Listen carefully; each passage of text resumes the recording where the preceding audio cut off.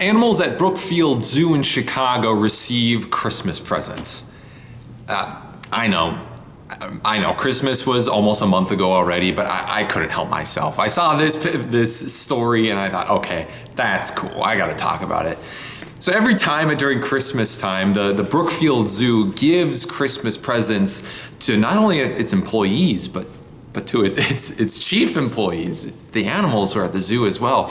They specifically tailor a meal or a present or snack for each animal. You know, they might give fish to penguins, or they might give meat to the polar bears, different stuff like that.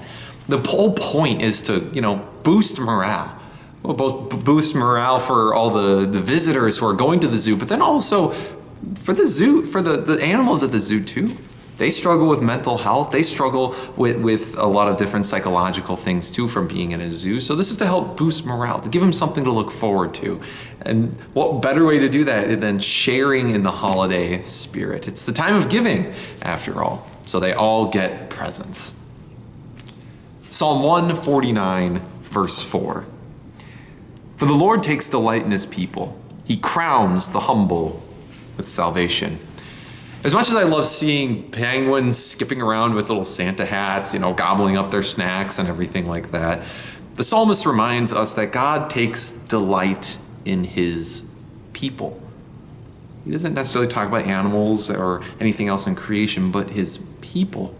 And not begrudgingly either. He doesn't have to like us. He doesn't decide out of a whim to love us, but no, he actively delights in his people. You know what that means? Have you ever had somebody delight in you? Well, you do.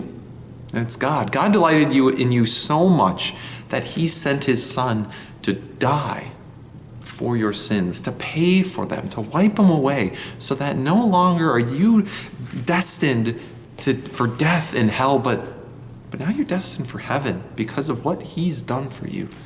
He delights to send faith in our hearts. He delights it when we turn to him in faith. God delights in you and crowns you with salvation. Trust and believe in God's salvation, and that forgiveness is yours through faith. That is a true delight.